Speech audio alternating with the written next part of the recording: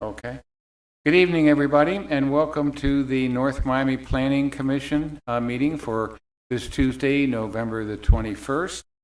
Can we please have a roll call, please?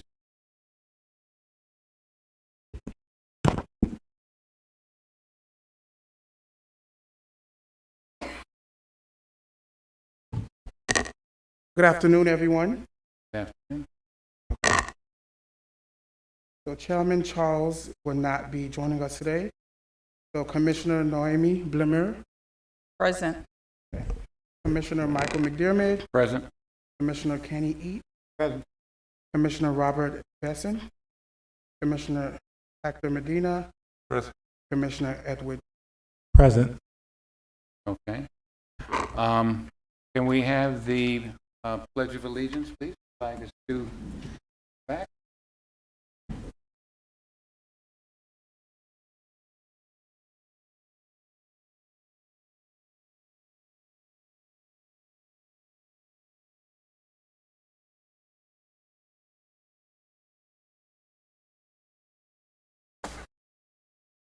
Okay, can I please have a approval of the minutes of October 5th?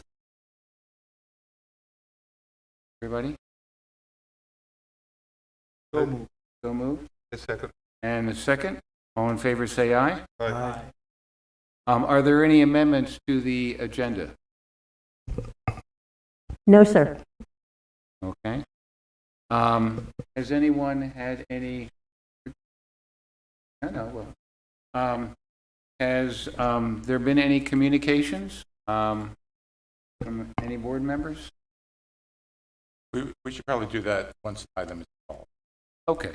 All right. Right. Under Okay. communications, I do want to remind Planning Commission that our next meeting is going to be on 12/7. I'm sorry, 12/7? Sure.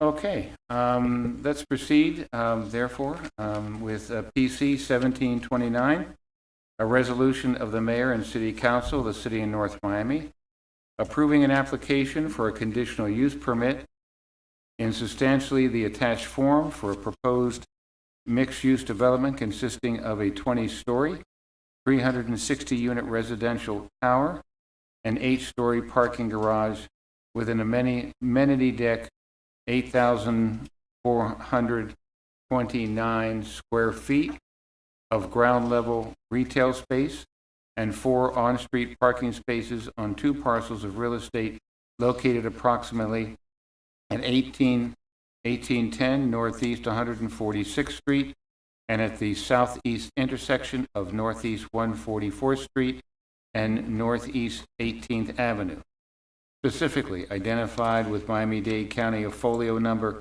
06-221, 006-0010, and 221, 006-0020, and totaling approximately 2 acres in accordance with Article 3, Division 4, Section 3402 through 3-407, Article 4, Division 2, Section 4-202, Section 4-203A, and Section 4-205, and Article 4, Division Section 4-301 of the City of North Miami Code of Ordinances, Chapter 29, entitled Land Development Regulations, providing for an effective date and for all other purposes. Okay, Ms. Love, presentation? Yes, sir. Communications? Yes, sir.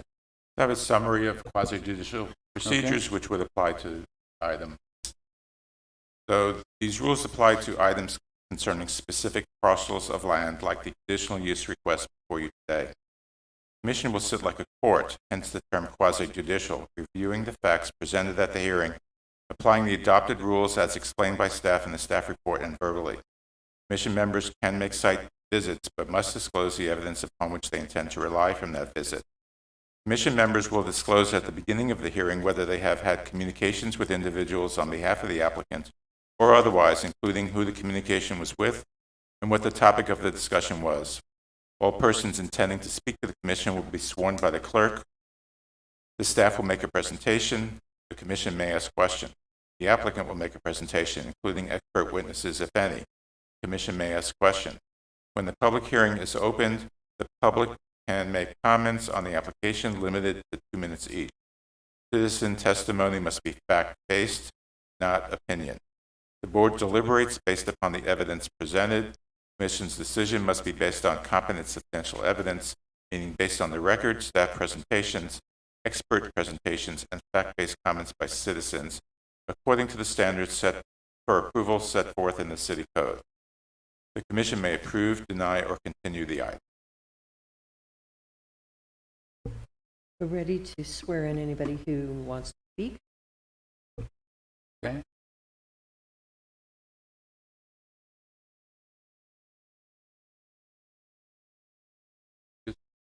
Whoever intends to speak to the commission should stand, raise your right hand, and respond. Do you swear to tell the truth, the whole truth, and nothing but the truth?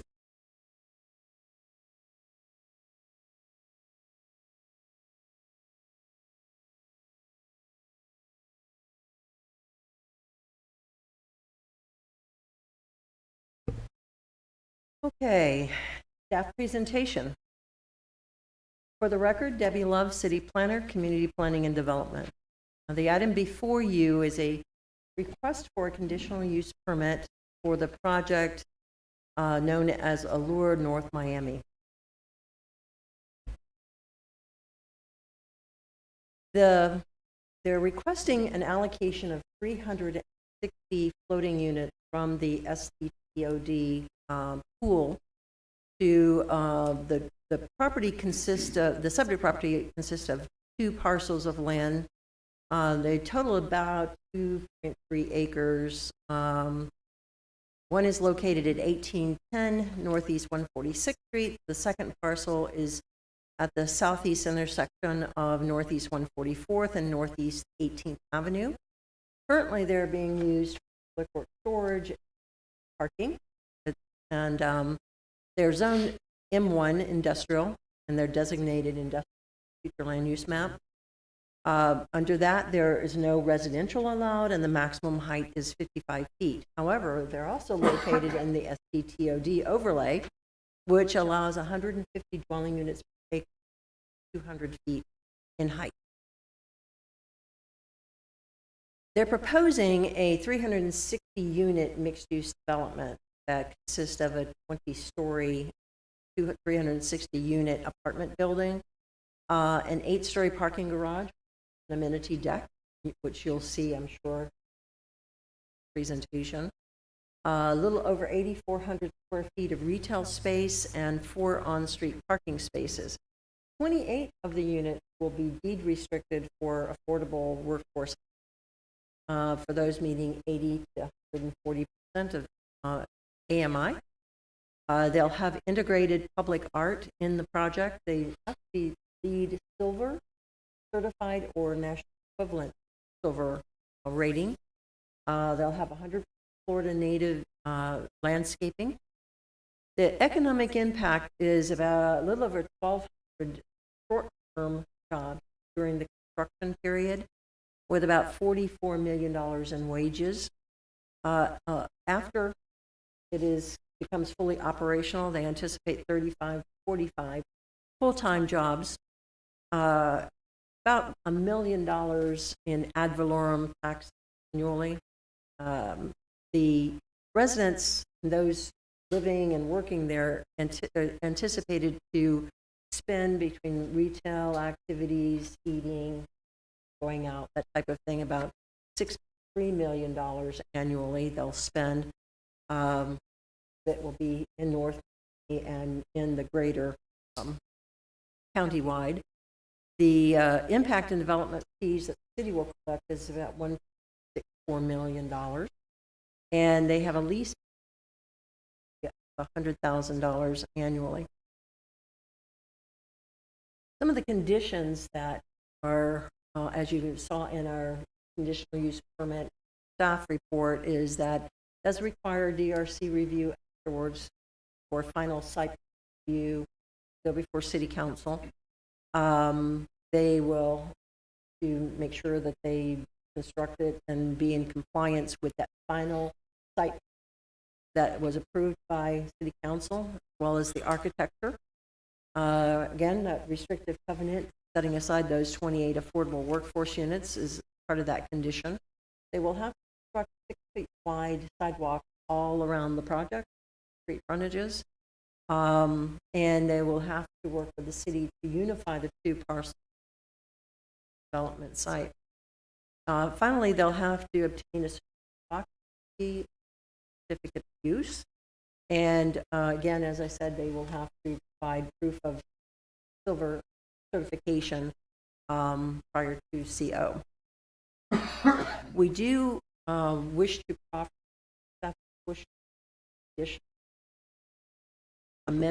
additional condition to the conditional use. A.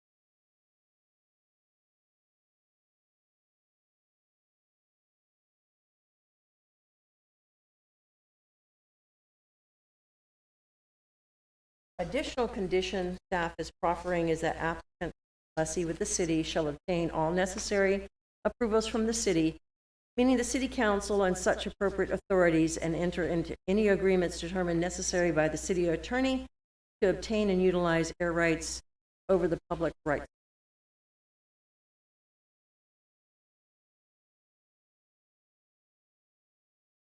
After tonight, what will happen is it goes before city 14th. They will then have to apply for DRC review. Once that is completed, occur, they have approval. That is the end of staff's presentation. The applicant is here to make the presentation. Also have their team members here to answer. You may have. Okay.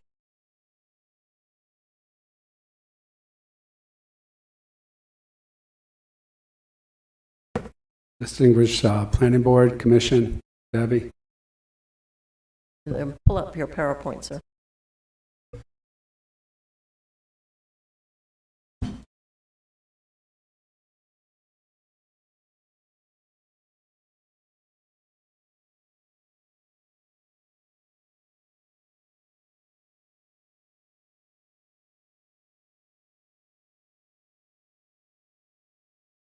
Thank you. I'm going to start first, a little introduction about myself and my team, and then Kobe Karp, who was nice enough to join us tonight, will be doing the presentation in its entirety to walk you through the plans, the design, the articulations, and what was in his mind and his thought process when he came up with this plan and design with the challenge that we gave to him. We also accompanied tonight with our partners, the Rock family, Sergio Rock, and Michael Sperlin and Jared Rock, and also, as I mentioned, Kobe Karp, Alex Teichner from the Tate office, and Kimberly and Horn, Gabriel, traffic and civil, and any other questions you may have dealing with the entire proposed development. Hopefully we can answer all of your questions to your satisfaction tonight. But before I start, I want to just back up a little bit, tell you a little bit about myself. My name is James Tate. I've lived in North Miami since 1991. I bought my house on the east side of town. I've raised 3 beautiful daughters here. One of my daughters recently moved here with her husband, had 2 kids. They live in the San Souci area. And my other daughter is moving down from Virginia Beach. Her husband's in the Navy, and she'll be moving to the area as well. My offices are here at 125th Street, 1175 Northeast 25th Street. We employ about 35 plus or minus people through that office. And my family's been here. My father actually had offices on 125th Street going back to the 60s. And so to say we're implanted in the city would be an understatement. I love this city. I've sat on many boards of the city. I've helped many mayors throughout the years on various task force, et cetera. And so I appreciate what you're doing, because I sat up there on similar boards as well, and I appreciate the time and effort you put into this. Our heart and soul went into this project. One of the things that came to be, and I think it's important, is the mayor actually came to us and said, you know, what can you do in the city? You work here, you've been here, you've done so much to help this city through the years on giving back, but you've never developed here. And we're on the cusp of doing something special. And, you know, why haven't you? And I said, Mayor, honestly, I just haven't really thought about it. We're so busy at the other areas. Do you have any properties? And he said, yeah, there's two in particular I'd like you to look at. So we drove actually over to these. And he said, what can you do with these two parcels? And we said, they're very narrow, very difficult. You know, I'll look into it. And then COVID came and things got put on the back burner. But I want to give you the history lesson because a lot of thought went into this. He called me back and we persevered. And the mayor said, you know, Jimmy, we'd really like you to look at these properties and take a good hard look to tell us what you could do with it. And we did. We called Kobe Karp. We said, Kobe, time to get creative. Got two very narrow, long properties, not typical development sites, but let's get creative here and figure out how can we go ahead and develop this property. And with that process, we then went to the city and said, look, we're going to need a long-term lease, but we'd like the opportunity in that lease after a 10-year period to buy the property. But we're going to develop something special. And then we started doing some preliminary numbers, and we realized that the numbers were very difficult to make work from an economic viability standpoint. So then we reached out to the CRA and asked them what type of assistance economically could they assist us with, and we ran the numbers. We got our builders involved early stage. Kobe went beyond the normal workload for this type of development at this early stage, and we did pretty far along drawings so we can get a good estimate. Worked with the CRA, and they were very complimentary and assisted us with the effort as well, and afforded us the opportunity to get some grants, which made this property and proposed development financially viable, which is important for everyone to understand that this truly is a team effort. This isn't just a developer coming to your city and saying, I want to develop. This was part and parcel, the commission, the mayor, the CRA, incredible staff that's worked very diligently with us to help us figure out how to put the pieces of this puzzle together. And this is not, as you know, because this is what you guys do, this is not an easily developable site. But thanks to the creativity and thought process of Kobe Karp and thinking outside the box, he developed something that is pretty incredible, and we're very excited to share it with you. I'm going to briefly go over what it is we'll be presenting, although Ms. Love did a nice job of telling you basically what all the property has to benefit. But, you know, I just want to say the following. What we want to do here is something special and different. And the way to do that is to differentiate yourselves from everybody else. We don't want to be just another developer coming here with a mixed-use project doing regular rentals. We want to do a luxury product, but it's still affordable to the community. And the reason we threw in the 10% of the workforce housing is because one of the things we realized is that a lot of people in North Miami, you know, that live in some of the areas to the west, all of a sudden the husband and wife are working, they get some money, they get successful, there's no product for them. And they end up having to leave our city. So all the people that put in all the time and heartache to get to a point where they can finally enjoy the city, there's no product for them. So we felt that this was a great opportunity for us to deliver a luxury product that was affordable in an area of town that's underdeveloped. And what makes us unique is that it's just west of Biscayne Boulevard, but due east of us is Solomia. So if we could help bridge the gap and build some development on the west side, we truly believe that the development of this elk will be transformational.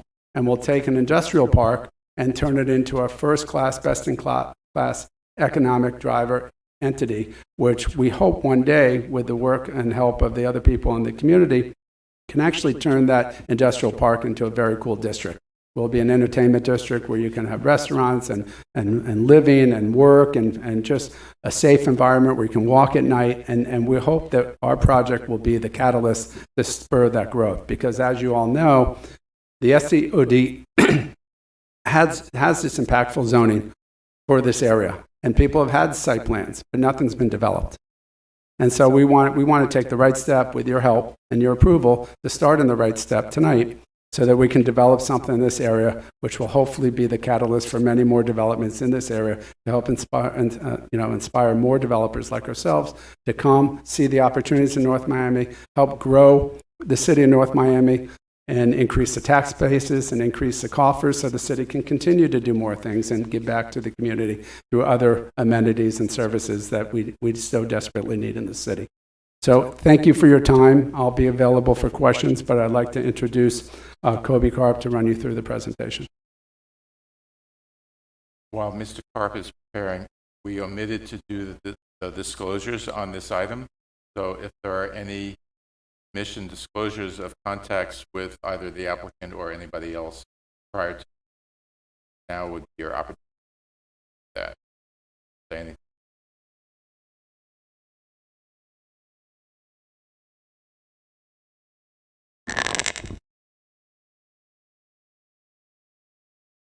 Hi, good evening, ladies and gentlemen. It's an honor to see you all here, healthy. My name is Kobe Karp. As Mr. Tate has mentioned, I'm the architect project. If you would allow me, I'll share the presentation with you. So this first image is the image showing the location, which, as Jimmy has mentioned, we are basically looking at a district. And this district is an interesting district because we feel that this land, though it's a unique parcel of land to develop, and it has certain hardships, we have had an opportunity to work with staff and think out of the box. This is some images of the existing conditions of the parcel. This is an image of what we envision the ground level to be, which is mostly eyes on the street, pedestrian-friendly accessibility that allows us to create not only the buildings, but also to create a penetration through the site and continue to make it porous. So what we did is we looked at the building as a unique opportunity to create and continue not only the street right away, but also the pedestrian right away. The pedestrian can continue to walk through and at the same time have an experience where they look up, they see art in public space, and at the same time, unique architecture typology, which we feel with the shadow boxes creates a more environmental, sustainable design. As the sun rises in the east and sets on the west on a daily basis, we are creating shadow boxes on the glass where people step outside and enjoy the outdoors. We feel that this area is a unique area. We feel the district will be more developed, and we feel that there is an opportunity for retail and commercial. So the ground level of the building has townhouses on the street, yet as you wrap around, you come around to a lower level garage which has an amenity area that floats above retail and commercial at the ground level. And we're looking for that to create places where people not only in the building but also in the community come upon, whether they want to have a coffee or there's a yoga place or a service to the community. That's what we see as this commercial to be. While continuing on, this is a sunset image of the building because as we met with staff, we feel that there is an inherent opportunity to uplight the building with LED lighting, and also the garage at night will have lighting on the inside. We feel that if we let the grills and the louvers let the light come to the outside, it's like a Chinese lantern at night. It lights up. This is a site plan. The site plan obviously shows that what we are trying to do is to have the building on the right-hand side, obviously keep the public right-of-ways, and you can see it right there. As you go all the way from 18th Avenue, you have an ability to really improve the alleyway and connect on 14th Street. We feel that that is important because what we did is we created residential on the street, and then you can see where the blue boxes are is where we have the retail. So we have both residential and retail on the street, and the purpose of that is to create interaction for the quality of life. We feel also that there is an opportunity then to leave the land all the way. You can see that what we created is essentially an open parking with landscaping that allows us to create on 14th Street interaction that is really unique because what we are doing is we're creating open space all the way onto one side, stepping up with retail commercial. So we're taking the land that really is public, bringing it back to the public for the commercial uses, for the retail use. And then this is a blow up, and you can see on 18th Avenue, where from basically 143rd Street, 144th, let the pedestrian move through, walk. You can see how the lobby is, which are the red boxes, interact with the street, with the management. The idea here is not only to improve the street, not only to create sidewalk with shade trees, and we have the landscape architect, traffic consultant with us, is that we took time with staff, and your staff has been very diligent working with us, and even you can see on the upper part of the screen, we created a dog park, green spaces, because not only do we want to do that, but we also want to create opportunities for people to come and take their bicycles to this location and use it on an ongoing basis. And you will see on the site plan that by the parking, by the retail, there is bicycle paths that allows to come to the community and to the neighborhood. This is the typical building. You can see how the building then straddles over the street right here. This is 144th Street. So I can walk all the way around the block. I can come from the neighborhood, enjoy it. And then I have an opportunity on the upper level to really create a building that connects to the pool and amenity area. So the pool and amenity area obviously relates to the outdoors and creates also a place of sanctuary for the community that lives there. At the same time, what we did is the underside of the building, we created a very tropical art and public space. And this is some of the materials and the pavers, because like Jimmy said, we went through a deep exercise with your staff to look at the materials and the finishes of the building and to look at what it would look like at night and in the day. I want to just take a step back and show you something. You can see the landscaping on the pool, on the rooftop of the garage. But if you notice also, I want to take it back. You see right here where the pedestrian can walk from the garage into the building at the street level. And when they look up, they see the art and public space. And all of that, we went back and forth because we wanted to make a signature building. We wanted to make a destination that we feel here will be visible in the community and will be an anchor to the district. So as people drive by day or night, they will see the building, they will see the relationship of the building to the community and anchor this location. We feel that, yes, it is a hardship of a site to work upon due to its narrowness, but because your staff was willing to work with us and create the pedestrian movement for the residential underground level, to create the art and public spaces, really create an opportunity so when the next generation come through, they go, wow, this was a unique opportunity to not only develop it, but also keep it public. And that is really what I think is unique, special here, is that staff worked with us to improve not only the streets, not only the 144th, but also to create an improvement to the alley, to create really sort of eyes on the street sort of a development. With that, I'll stop, and if you have any questions or suggestions, I'd love to. Thank you so much. Okay, any questions? The presentation? Yes.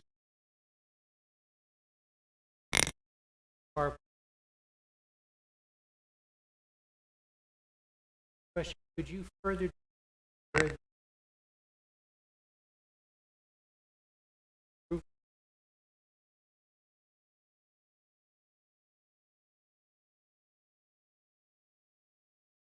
north side of the Right, so what we did is we actually have trees all the way around the property. We actually have here a dog park, and this is all at ground level.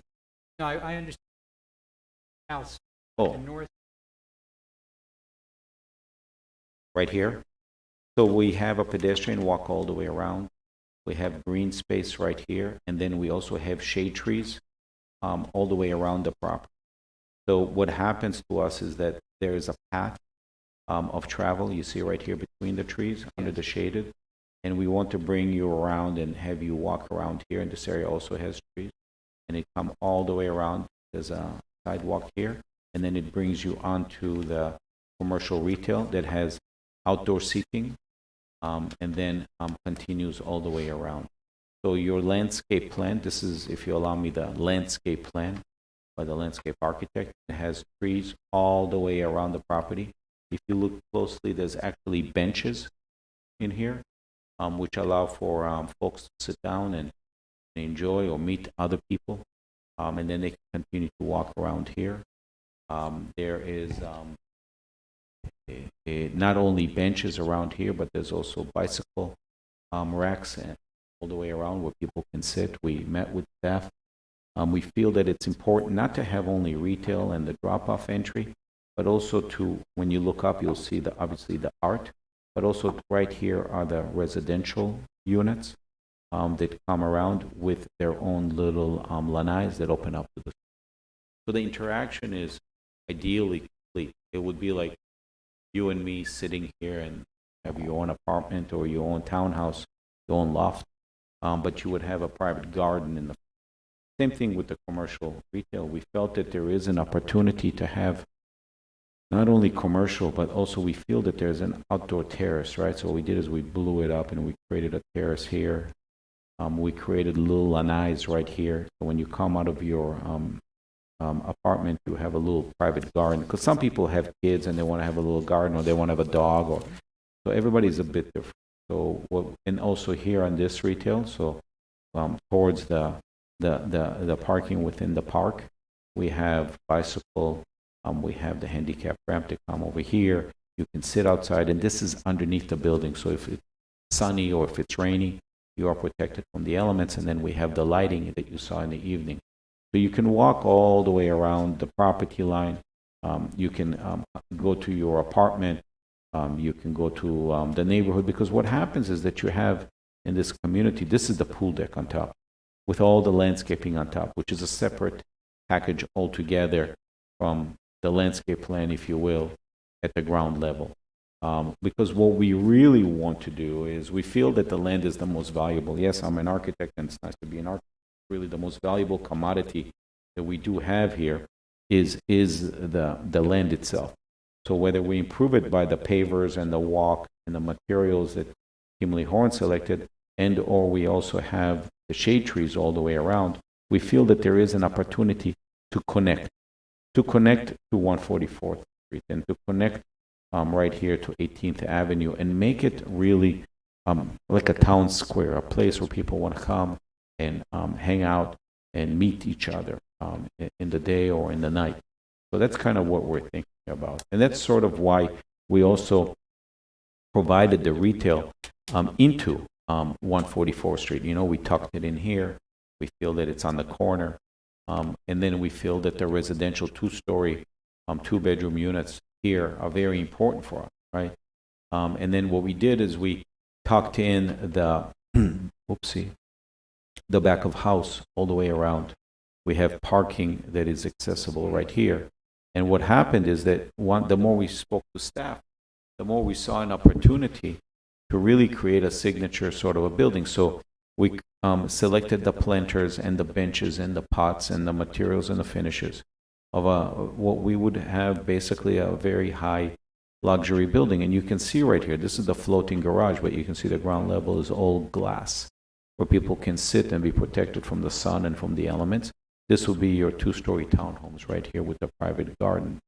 And at the same time, we felt that if our amenity area is on top of right here, we uplit it, you see, so folks can be protected from the rain, from the elements, and they have an ability to see onto the street. And this is a grill facade that lets it backlight like a Chinese lantern at night onto the street. Because we feel that the more you have this kind of uplighting and indirect soft lighting, it gives people an opportunity. The landscape will have uplighting. So you have a very nice feeling to walk around and enjoy the outdoor element. And then we also wanted to make a signature building that talks about North Miami Beach. You know, we want the artisans here to be from North Miami. Forgive my mistake, I will never use that word again. But so that you walk around here, and the arts and crafts because we have artists here, so we spoke to some people. We can't represent what it is right now, but this is a graphic by a local artist right here on the roof and also on the collars right here. And we have plenty of artists right here, our local North Miami, that we want to use, and not from someplace else. So that's kind of what we're thinking. Even here on the underside of this, we would like to get artists involved in that. So those are the kind of directions and the thoughts that we've had about this building and this direction in this district. Yeah. Any other? Center? Okay, I'd like to open it up to public comment. Anyone who would like to speak, please come up to the microphone here.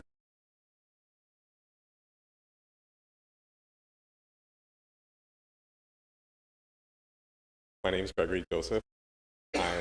I live on 146th Street, which is that immediate street right project proposed by that corner. I love the project. It looks beautiful. We have some principal concerns because we live very close to the project. The immediate concern is that there is no buffer between single-family housing, which is literally right across the street from what this project is proposed. So I haven't heard anything thus far about how we're going to protect that area, which has been part of the city for a very long time. And there are families that have been there. Our family has been there for 20, 25 years. There are families that we moved in and they were already there. And we feel like this project may actually push some of those families out of the area. It's going to bring a lot of traffic into the area. So we have questions about how that traffic is going to be managed, because you have kids playing around. Some of the streets that are immediately across from the project are actually closed. So through traffic was already limited coming up to 18th Avenue. I'm of the opinion that if this project happens, it's going to bring increased traffic, and we're probably going to want our street also blocked from through traffic. Instead of having people cut from West Dick to try to get to Jane or to get to the project. Hopefully there will be a lot of people that come out to the project. Our principal concern is like there isn't much of a buffer between the project and single family duplexes, kind of housing that is literally across the street where the project is being proposed. So that's a concern. Traffic is also a concern for us. How late are some of these commercial properties, commercial locations going to be open? What's the noise that's going to be created, the disruption to the neighborhood that's going to be created while this project is completed? As they mentioned, it is a very narrow space. So literally, the only way that this project could be done effectively would be to close off 18th Avenue for an extended period of time, which, again, disrupts the normal living of the residents that are already there. Again, I'm not against the project. I think my initial response to the project was the scale is too big. I think 20 stories will cast a shadow into all of those neighborhoods. Your time is up, sir. Sorry? Your time is up. Thank you. Would you give us your address, your name and address one more time? My name is Gregory Joseph. The address is 1730 Northeast 146. Okay. Yes, come up and give your name and address, please. My name is Stephen Schmutter, and I am the owner of two commercial buildings, 1810 Northeast 144th Street and 1815 Northeast 144th Street, which are the two buildings that are literally right where the building, this project is going to be coming up.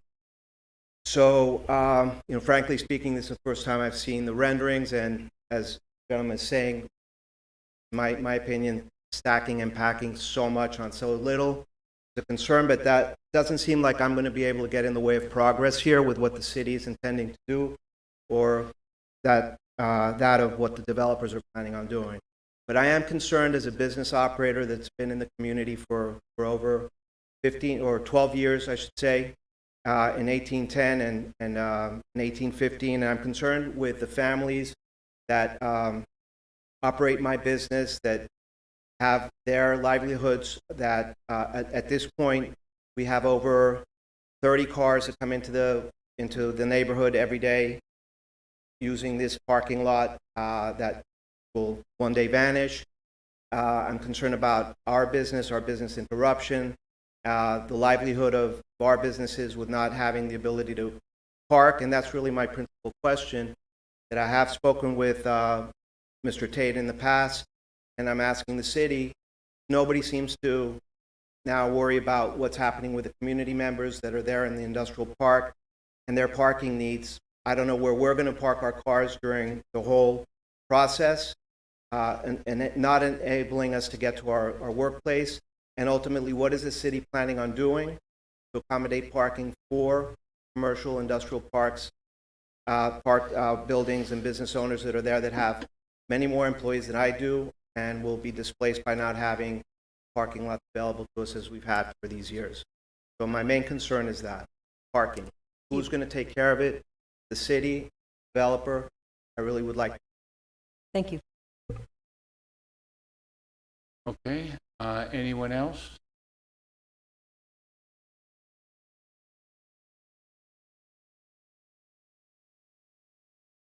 Name and address, please. So my name is Sheldon Solotov. I own a duplex at 1794-96 Northeast 145th Street, right on the corner of 18th and 145th. My main concern, one of my concerns would be the school system. Natural Bridge is the school over there, and it's a very small school, and I don't know if these developers have any opinions about making that school larger or what to do with all the school children that's going to be there, but certainly that's going to be a big problem. I also worry, like the other gentleman said, about the buffer zone between our properties, which is a very nice residential area, and this warehouse district. That's not a seedy warehouse district. It happens to be a very nice warehouse district. It's quiet at night. There's nobody out and about. It doesn't intrude on our neighborhood, although you guys approved an Audi dealership parking thing over there. That was a nightmare. But we all are concerned. We have a nice residential area. It's very treed. There's beautiful residential housing over there. And now we're going to have a commercial development across the street in an area that's rather small. There's no big street outlets over there. It's already jammed on 146 going towards Public. It's already getting congested in that area. This isn't the type of place to build a 20-story building. This isn't Biscayne Boulevard or some large commercial area that can handle it. This is a very small, tight little street. And I'm worried that not only my property values, but my quality of life will diminish by having all this activity around. Now, I'm not objecting to any type of progress. I think perhaps a 10-story building or an 8-story building, which is in more with what our neighborhood has. I don't know of any apartment building in our neighborhood that's above 8-10 stories right now. It just seems like a large project for a small piece of property in a nice residential area. Thank you. Okay. Anyone else would like to speak? Going once, going twice. Public hearing is closed. Debbie, a couple things. It appears that these people who have come to the microphone, they live in the county, correct? They're not within the city limits. Except for the gentleman who. I mean, if you look at the map, it looks like they must be within the city, correct? I mean, within the county, not the city. In the Okay. Was there any addressing of the buffer issue at all, or is this something more of a question for Mr. Karp? to be for Mr. Carter.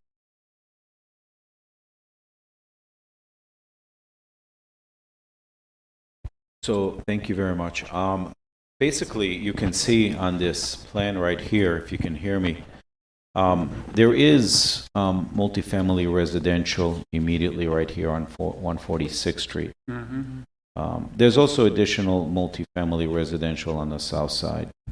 And we feel that the single-family residential benefits from having additional multifamily residential, which is why when you look at the landscape plan, we took the time to create the improvements along the streets and along 18th Avenue, because we feel that there is an opportunity to really create three things. Number one, here we are building no structure. This is just landscaping and walking space. This right here is essentially the parking that was being discussed, which is parking with an amenity area on top, right? This is the area that where you get the amenity area to be on the top of the garage. So we feel that there is a stepping up effect that allows you to step from no structure to a parking structure over retail with an amenity area on top, and then stepping up to this footprint, which is the smallest footprint of the a high rise. So we took the massing and stacked it all the way into one side, and we feel that that created an opportunity, if you will, to really have more open and light and air. Now, meeting with staff, we also felt that there is a need for pedestrian and landscaping all the way around. And what is interesting is that folks who have this kind of a single-family residential, especially in this area, is that we feel that it creates a value. And I'll give you a couple of examples just for it, right? There was an industrial area in Miami Beach, which is where all the tow trucks are, Tremont Towing and so forth, and they built a couple of residential buildings, Palau, Sunset Harbor, and that just increased the values of the adjacent single-family residential around it quite a bit, because what happens is that folks who cannot afford to live in two houses buy into the apartments, and they're part of the community, and they become part of the community. So part of what the basic benefit is, and it's not only here, you can look at Toronto, you can look at Bell Harbor. You have single-family residential adjacent to high-rises and across from high-rises. You have it in the Eastern Shores. And that kind of interpolation where you have the multifamily come together, it really increases the value of the single-family residential on a long-term basis. And that is the precedence of it. As far as the traffic, the lowest impact is that you have here is that you have folks who live in this community here. They will be living in this apartment building. The parking will be in the garage. That's where they'll be parking, and that will be also where we also have, if you look at the plans, we have improved parallel parking on the street, parallel, and also parking that is available for the commercial and for the retail. Not only parking, but also provided bicycle racks and so forth. So working with your staff and also the intent of meeting and having a sustainable and in green building design is where we all came about. And so I feel that there is, based on the designs that we've been working with your city staff so far, is that, and I have also the traffic engineer here, and I have the landscape architect. We're all here available to talk to you if you so desire. Thank you. Okay. Thank you, sir. Okay, for board comments, can I start with my far left here? Tell me. Any thoughts from you? Is Sure, I have a few questions. that for Kobe? Number one, you stated that the three speakers, only one of them lived within the North Miami. No, I think they all live in the county. The business owner, Yeah. that's what I said, the business owner, but the other residents are unincorporated in the Yeah, So the single business family. owner is in North Miami. He gave an address that you're in North Miami, is that correct, sir? Sir, can you come forward, please?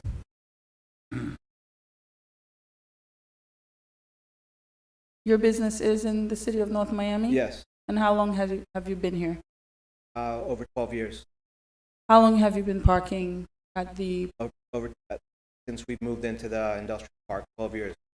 okay, and how, The second building, 1815, which is across the street, 144th Street, are the two buildings by the parking lots where construction is take place.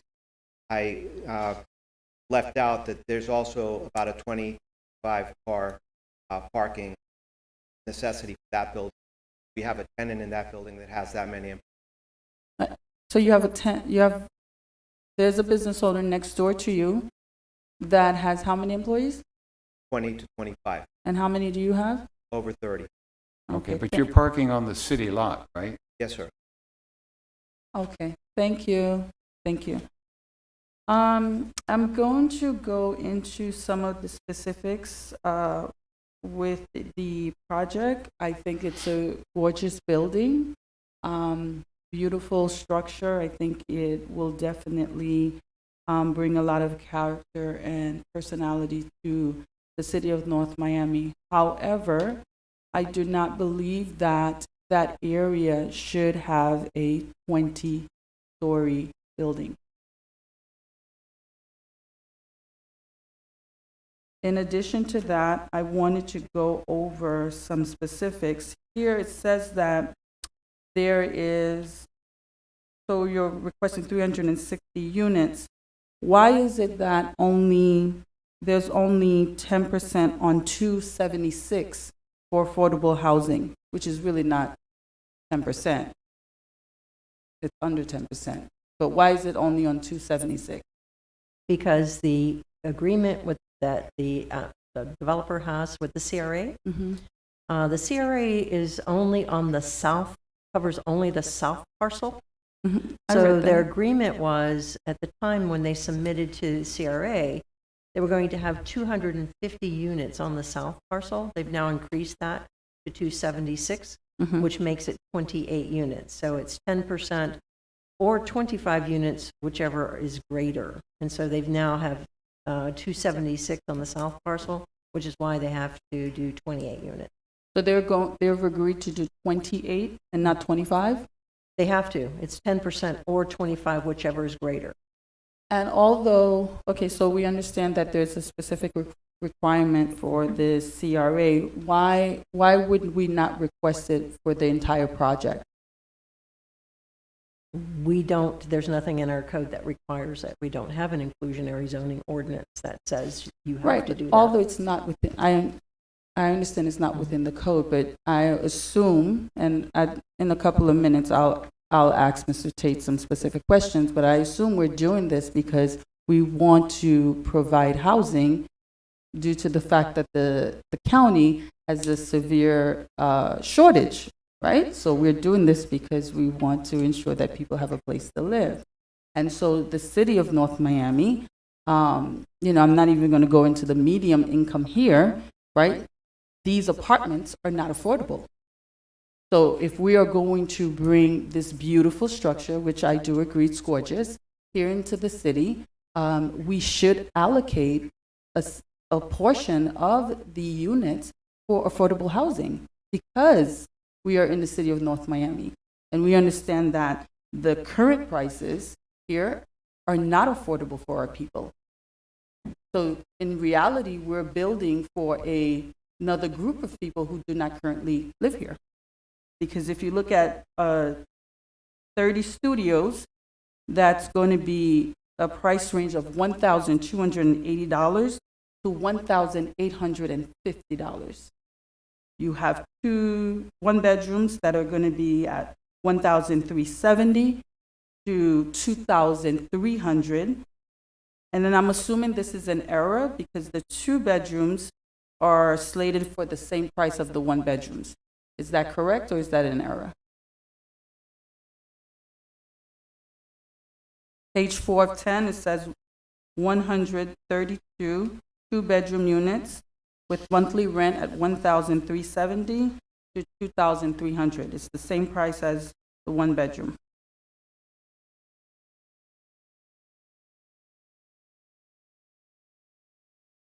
The 1-bedroom unit, bedroom units.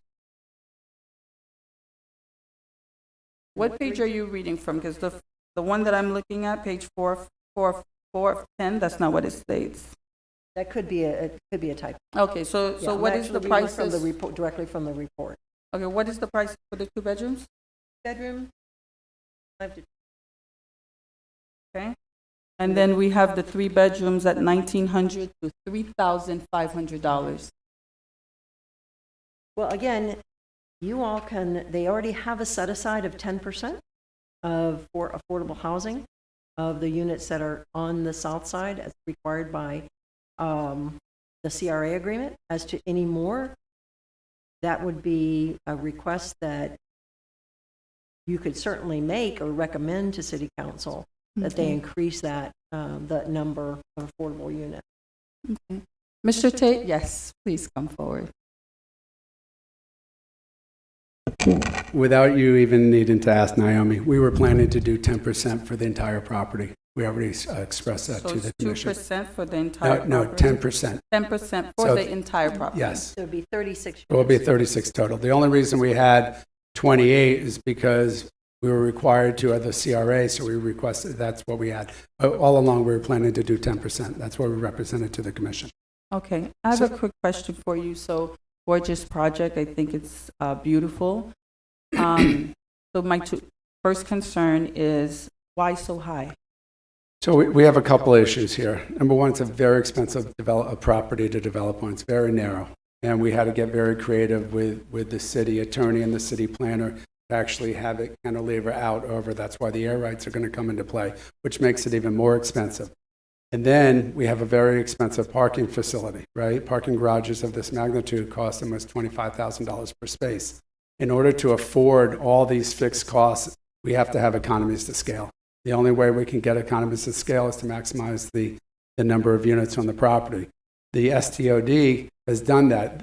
Whether we develop this or somebody else, you're going to have 20-story buildings being developed in this area because that's the new zoning.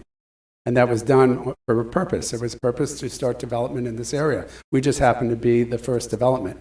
But there's also another property, you know, for site plan in the same district as well, farther north. We need to realize that there's a couple things going on here, and I understand what the people that live in the county on the west side are referencing, and I appreciate that. And as a developer, you know, let me just step back. My family's been developing here since 1934. So we have over 85 years of development. We've never been sued as a developer, never had an issue.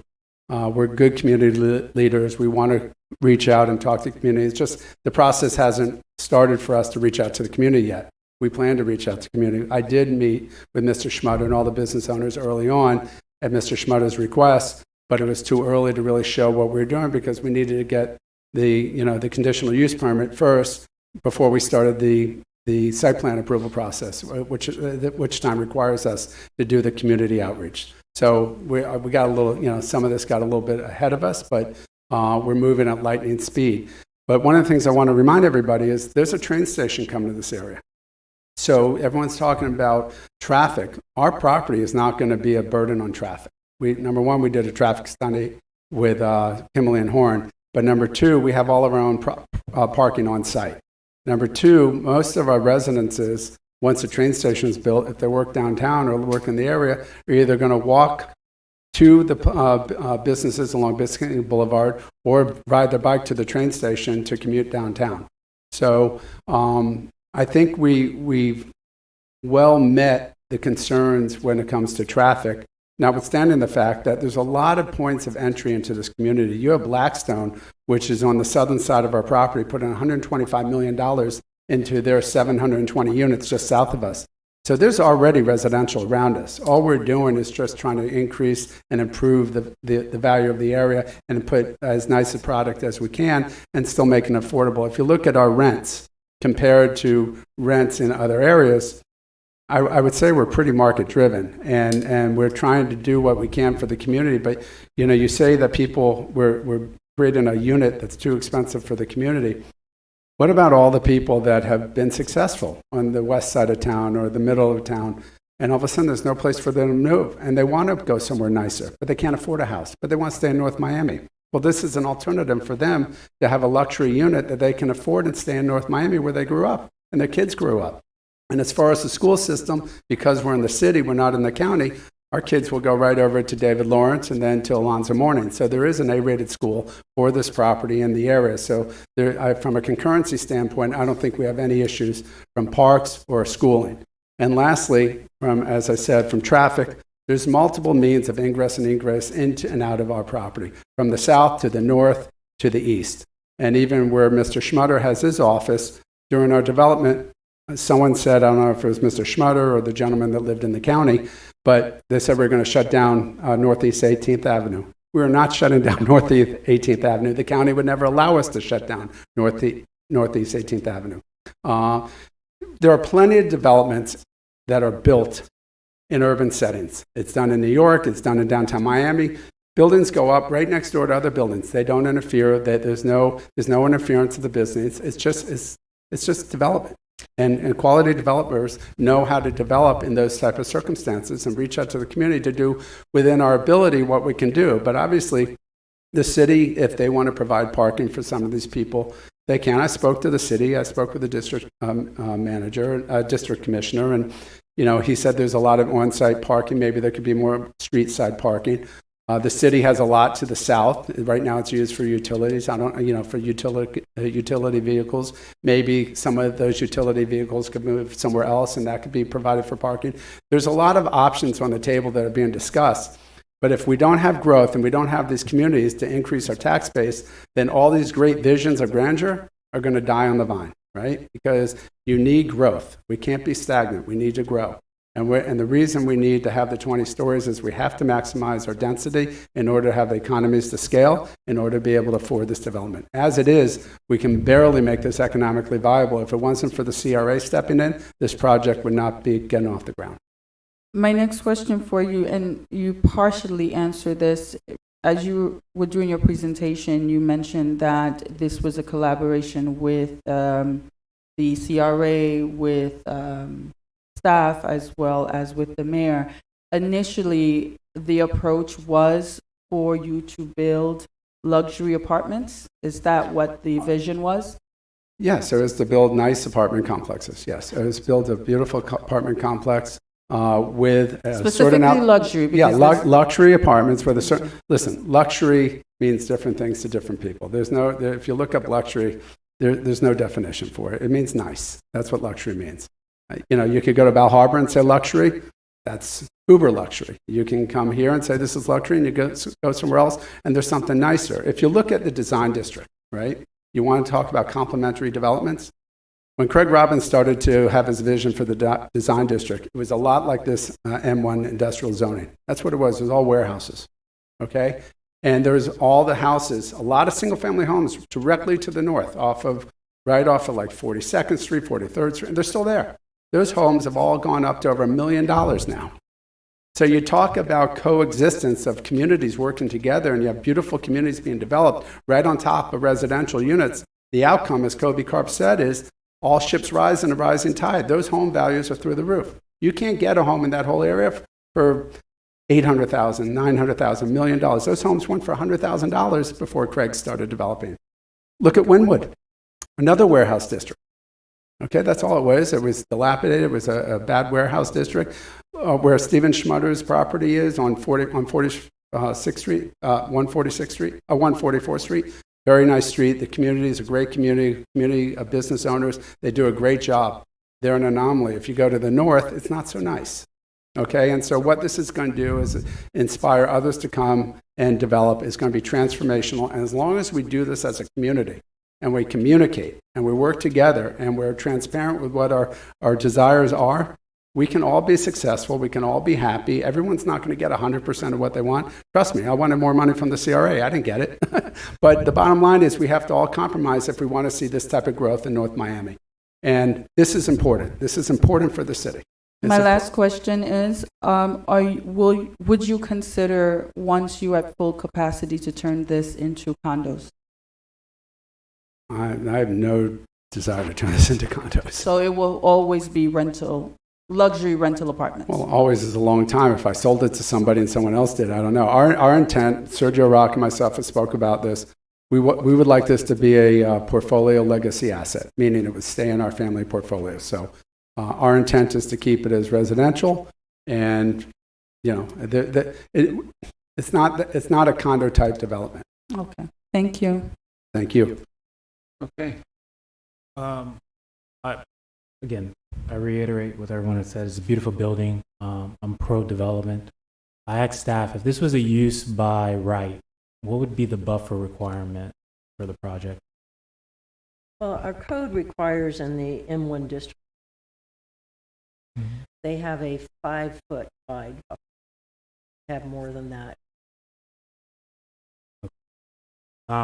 The architect stated that there's other multifamily properties. I mean, as I look at this map, I mean, there's parking that creates a buffer from the neighborhood for the one just north of 146. I understand it is a narrow site.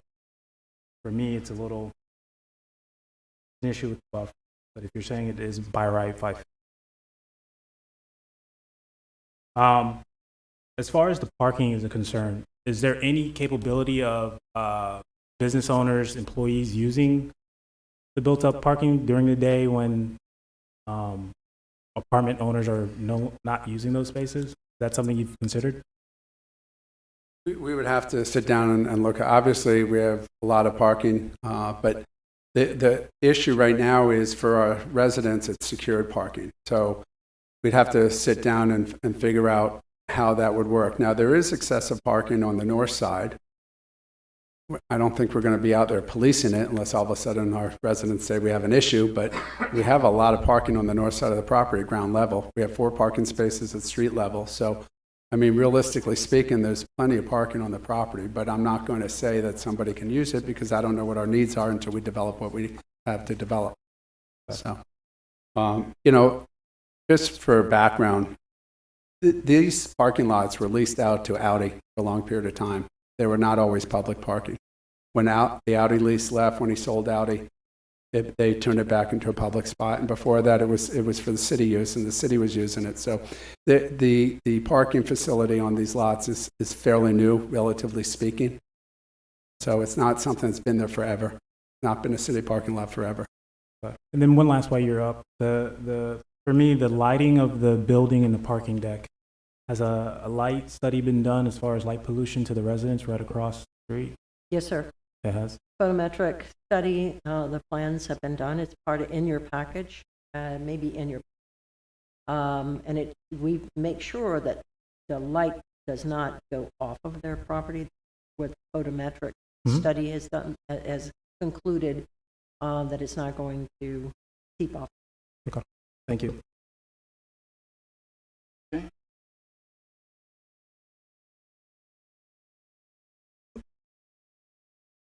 Mr. Tate, nice meeting you, finally. Hi, Mr. Medina. How are you? I've heard your name forever. Nice to meet you. Naomi basically covered everything I was going to ask, but I have several questions.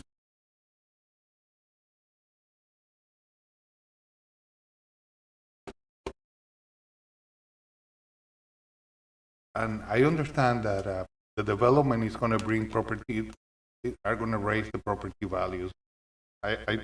This is what always happened in Toronto. Now, for example, you mentioned Toronto, but the people who work in Toronto can live there because they can afford the price. So, you know, there's nothing really to stop this development, the so-called development, because for one person that is disabled or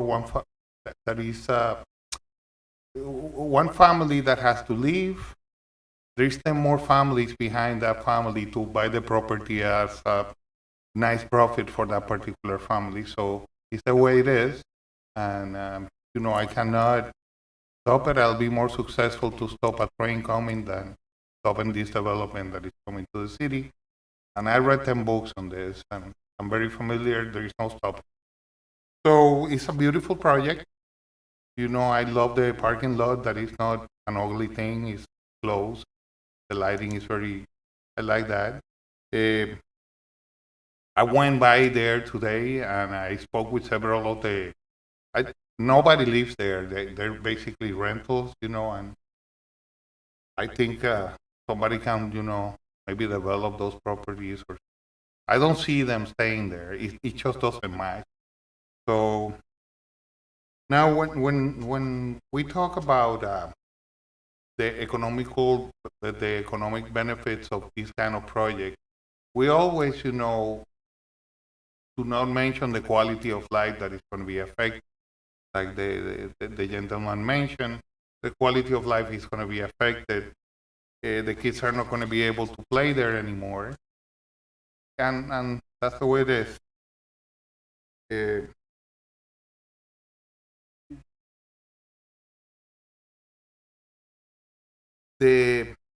prices of all the units are here except the ones that are for the working people. So those prices are not here. We're going to work with the CRA. That's a formula. It's a formula-based pricing, and that's already structured in our CRA proposal. So, So can you give me a range of how much they're going to be rented? If it's not a you, the formula staff? between, what is it? It has to do with the average income. I think it's 80 to 140 of the average income of the area. And it's just a formula at the time when you start to lease. No, I haven't finished.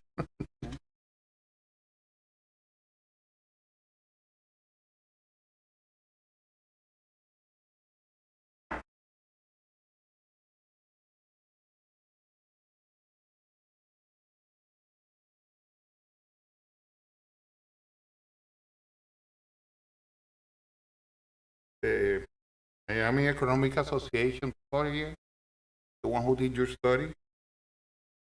Yes? Can I talk to them, please? Oh, no. Oh, are they here? No, they're not here. Those the traffic impact analyst people. Yes, they're here.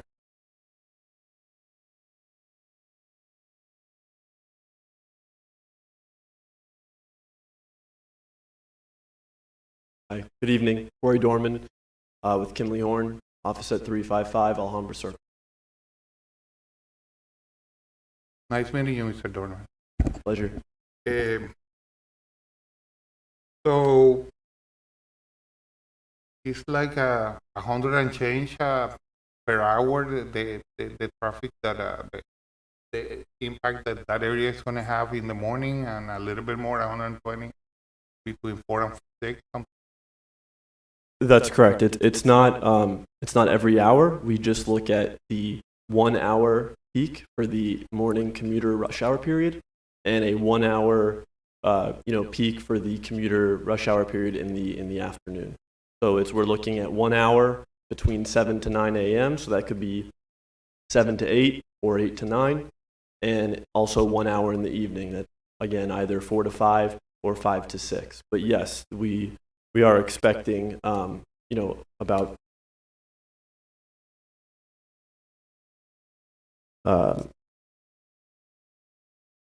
104 trips in the AM and 123 trips in the PM.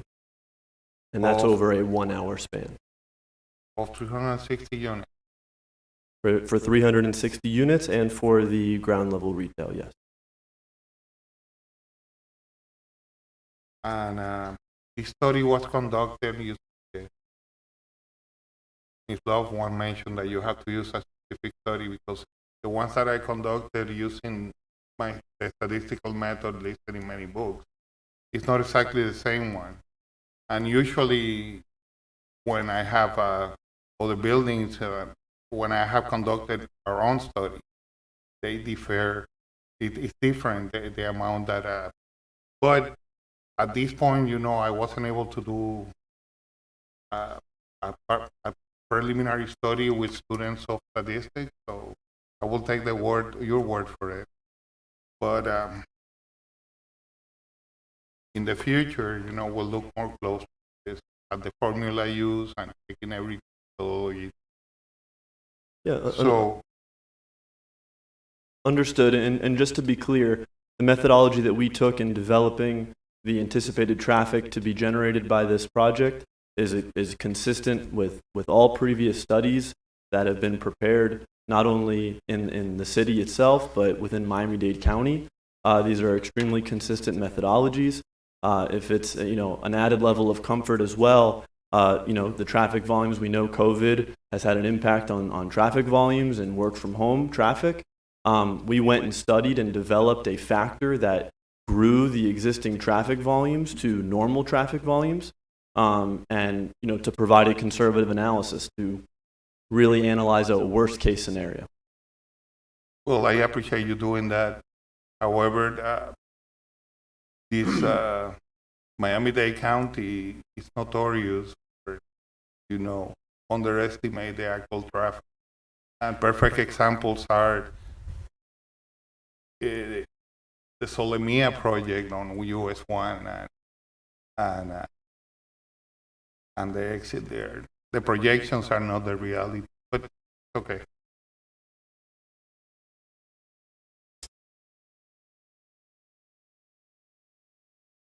That's all I have for you. Thank you. All right, thank you. All right, Mr. Each? When I drive down 18th Avenue and I look at that wall, that sterile, dry, ugly wall on those parking lots, I think of East Berlin. It's drab, it's antiquated. It was antiquated back in 1972 when I started on the police department. Anything other than that wall would be an improvement over there. You know, this is a beautiful project. I go down to Coral Gables, I see residential on one side of the street, and I see beautiful buildings on the other side.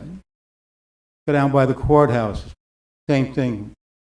Residential, one side, beautiful high-rises on the other side. Miami Beach, North Miami Beach, Bay Harbor, Bell Harbor. This is something that we need in the city. Years ago, the city council passed a resolution that said we shouldn't go any higher. Actually, it was a vote, I believe. We shouldn't go any higher than 4 stories because we want to keep this a bedroom community. Well, we certainly did keep it a bedroom community. I had the homeless sleeping under I-95. It was a great bedroom community. Actually, what it did, it stopped development. And as a result of that, a lot of these apartments that we have now turned into degraded places to live. Yesterday at the CRA, we were talking about funding apartments that are substandard, that are owned by slumlords. By slumlords. And here we have a project now coming in, which is going to have 28 affordable housing, apartment units, 28 spread, but anyway. And I'm in favor of it. I think this is just what we need. I like the originality of using the airspace between the parking garage and the main building. I have some questions about 18th Avenue. I wonder if I'd like to talk to the architect in a minute. But I think this is quite what we need. You know, we need affordable housing, but you can't have a whole city of affordable housing. You need to have people with disposable income. You need to have some, I wouldn't say luxury, but upscale building. You know, and I look at some of these buildings that were going up that we're putting up on 125th Street, and I don't see any amenities. I don't see a pool on the roof. I don't see adequate spacing. I don't see beautiful landscaping. I don't see great percolation. And I wonder, and I see a project like this coming along, and yes, on 18th Avenue, back in 1972, I think it was called the Carmel Apartments that was built over there, if I'm not mistaken. That was built back then. And that's, I think, 5 8-story buildings there or what have you. And they just remodeled it. Now you have another one going up on 151st and Biscayne Boulevard. We have another complex on 142nd Street and Biscayne Boulevard, a big complex over there by the Lexus dealership. This is absolutely taking the city parking lot, which we don't generate any income. We're going to get a lease agreement, which I think has already been signed, plus we're going to get the property. We're taking an area that's been totally dormant, drab-looking, unappealing, and turning it into something that's going to be prosperous, that people can be proud to say, I lived there. You know, many, many years ago, on urban development in New York City, Chicago, we put up these projects. Cabrini Green in Chicago. Mayor Daley put it up, and his son, the future Mayor Daley, pulled them down. What do? We put a concentration of people who are below the poverty level in one. I believe a few years back in the last administration, or not the last administration, 2 administrations ago, concept changed. We want to put up a nice development and have affordable units within that development, so we don't have a concentration of poverty in one area. We give people a chance to move up the economic ladder. And that's what I like about this project. I think it's unique. I like the use of the airway up there. I've seen that done in Chicago. I've seen it in New York. I've seen it over the FDR Drive, and many, many places. So all in all, I think it's a good project. I just want to ask the architect or the Tate, on 18th Avenue, one of the concerns that the residents had in the county, and rightfully so, is on 18th Avenue, I think it was just repaved. Is there a way of putting up a medium strip between this development on 18th Avenue, landscaping it beautiful, to block out or give us some extra, what do I would say, beauty or pizzazz, where it would reassure the neighbors on the other side in the county that when they're looking across the street, they're seeing this additional landscaping over there that would, and possibly also slow the traffic down. Is it a possibility that we could do that?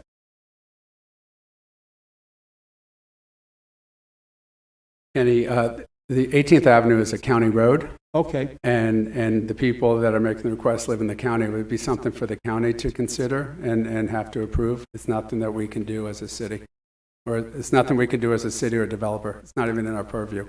But I will tell you, at a ground level, at the city's putzing and our desire to be good community cooperative partners here, we have an excessive amount of landscaping at the ground level. And one of the things that Kobe Carp did, which makes it kind of unique, is if you're on one of the houses in the county looking over to the city, what they're going to see are townhouses.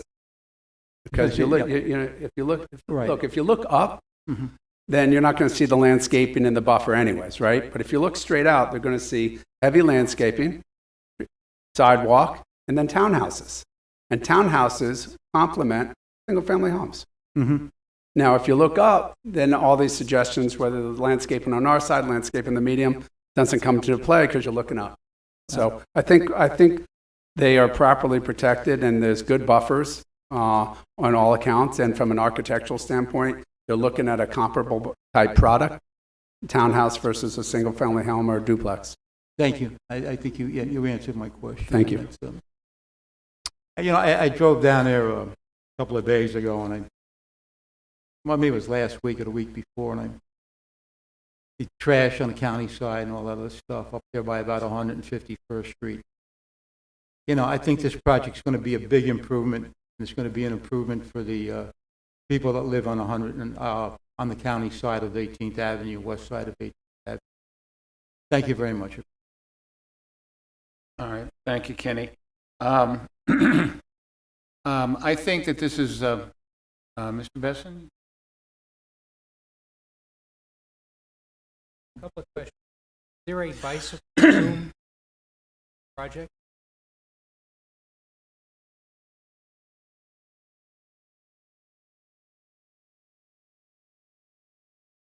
Yes, we do have ample bicycle racks on throughout the property, and one of the reasons was we're encouraging bicycles to be a bicycle-friendly area. Keep in mind, we're one development within a larger scale development, but in order to make it safe for biking, then the city, and if they really want to turn this into a district, may want to consider bike lanes and stuff like that. But yes, this is a bicycle-friendly development. We're going to have plenty of bike racks, and we're expecting people that will be utilizing the train to get to and from work to utilize a bicycle because it's only a block and a half, 2 blocks away. So they're either going to walk or bike there. Where you would lock? It's both. Dr. Besson, our code requires that if outside, it has to be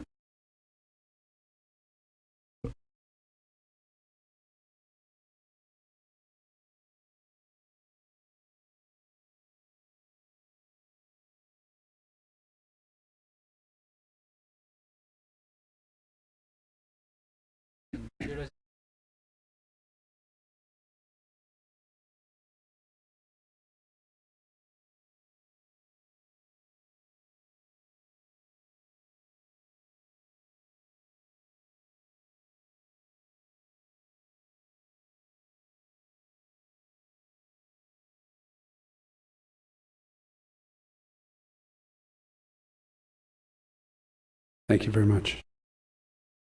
Okay. Thank you all very much for your comments. I think all of us are aware of what we're looking at here, particularly in South Florida. I think we're all concerned about housing. There is such a demand for housing, not only in affordable housing, but in housing of all levels. And, one of the things that I've seen over the years and living here for many, many years is that we stopped being a transitional city. And what I mean is there have been many friends of mine who've lived in this city, who've moved here to this city, got educated here, got jobs here, became successful here. And when they became successful outside of Sans Souci and Keystone, they couldn't find a place to go. So they wound up in Miramar and Pembroke Pines and Wilton Manors and places of that sort. I think that one of the things that Mr. Tate mentioned was providing that interim housing so that we can be a transitional city, so that people who come here, get educated here, raise their kids here, work here, become successful here, stay here. This is what creates a stable city in the long run that makes the city better, because there's always the reinvestment of the people who live here, because they have lived here and we're going to continue to live here. So I think it's a beautiful project. A lot of thought obviously went into a lot of different areas of this. I think if anything, it's going to, I know many years ago we took a tour down to Coral Gables with the planning department and looked at some of the new initiatives in housing in Coral Gables and saw where you had 20-story buildings, not then, it was 20, but 15-story buildings, right across the street from single-family homes, and all of the values got raised. It positively affected everything. So I know tonight we're here to give them bonus units out of the pool that is available, for projects such as this. And that's why these floating units were created, so that for projects like this that are creative, innovative, are going to fill a void in our city, whether it's affordable housing or luxury housing or what have you, the need is there. But on this particular project, it's more upscale, but that fills a need too, in order to make this a better and sustainable community. So that's why the floating pool was created, if I'm not mistaken. So the projects such as this could draw these additional units to make sure that they could become successful. So it's a beautiful project. I think it's going to be worthwhile to the city. And I'd like to entertain a motion to... Before you vote, I just have Yes. one more question. Mr. Tate,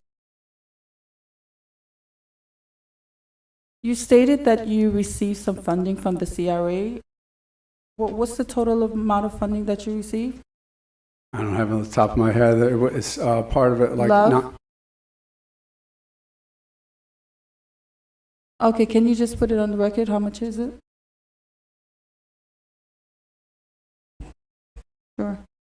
I can give you an approximate. It's like $9 million for one and $6 million for the other. It's two separate grants. It's 15,204,238 infrastructure. And then for their tax increment funding, it's 5,437,181. Okay. Were there any community benefit packages? I don't understand the question. Did the CRA or did the council or those that you've met with or maybe staff require that you, in order to bring the project, to do anything specific, maybe to help with education, maybe to help with delinquency, maybe to help with teens that are at risk in the city, bringing something to the community of value to assist in an issue that we may have? Naomi, Mhm. I don't know if you're familiar with what I do for this city, but I'm constantly giving. My pocketbook Sir, is I open am- every day, every week, from every Sir. committee and every department that calls. I am sure you stated, your family has been here for decades. I am sure that you do a lot. I am specifically asking for No, this. not directly related to this. We are not. We have not. Okay, is that something that you're interested in doing? Not in this particular, I mean, it depends what it is. It's, if there's, let me just put it this way. Mm-hmm. Anytime a commissioner is called for a special project, or the chief of police calls for, he needs computers, or he needs book bags, or they need, it's 5,000 here, 10,000 there, 15,000 here. The city said they needed help in Haiti. I gave money for, we're always giving. Our pocketbook is open to the city. I give free rent to the city. I've given hundreds and hundreds and hundreds of thousands of dollars in benefits to the city, and I've never asked the city for one thing, ever. Mr. Chair? Yes. I think there was something that the CRA wanted to have, ask for those kinds of contributions, part of this application with tax project housing falls into the category of Okay.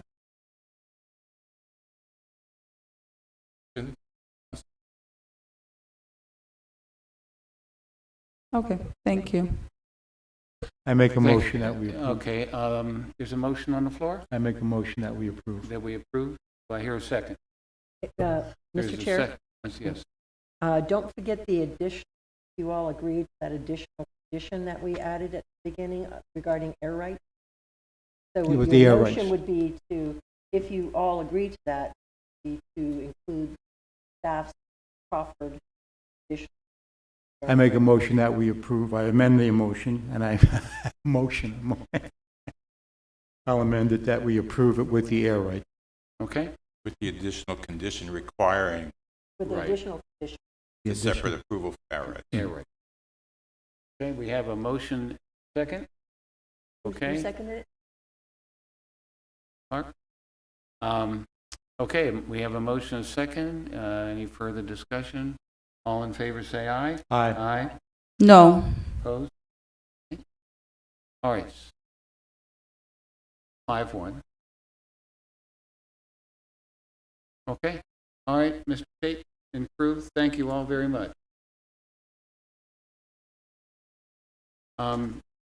One thing at a time. Okay. Okay. Is there okay? Is there any other reports, Debbie, from you? No, sir. Okay. Our attorney, any No, sir. no reports from you? Okay, I would like to make an announcement on November the 20th, which is a Saturday night. Mayor Bieneme, together with the Nomi Angels, is creating an event that's going to benefit the Police Athletic League, the Domestic Violence Unit of the City of North Miami, and it is online, so it's going to be 8 o'clock Saturday, November 20th. It's called the Nomi Angels event. So those of you who want to come, please come. Or call with the number 305-342-4367 for further details. Again, that's 305-342-4367 for the Nomi Angels event on November 20th. Our next meeting date is? Yes, oh, sure, make an announcement.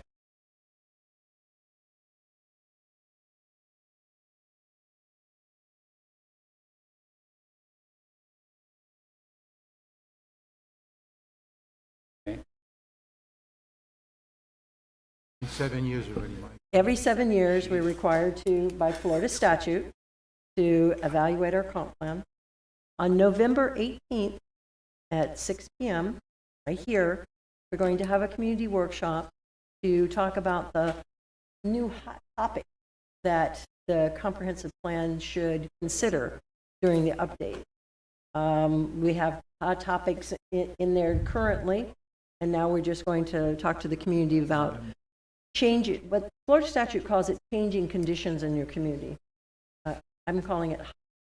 What time is that? It starts at 6 o'clock with a little bite to eat and a little, chatting, and then there'll be a brief presentation, and then we'll start talking with the community about what they see facing the city now and into the future, and that we should think about in the conference.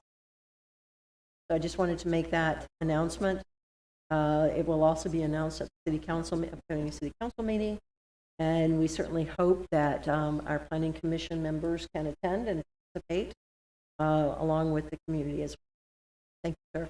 And our next meeting is, I'm sorry, Dr. Besson, our next meeting is 12/7/21. Dr. Besson? Sure, it's a public work session for the evaluation and appraisal report. If you just type in EAR, public workshop or work session. Debbie? Yes, sir. I think I'll be out of Commissioner town. Each is going to be out of town on the 7th, so I'm sorry, sir? Commissioner Each will be out of town on the 7th. So just so 7th. when you're counting heads for the quorum. 12th in December? Yes, ma'am. Okay.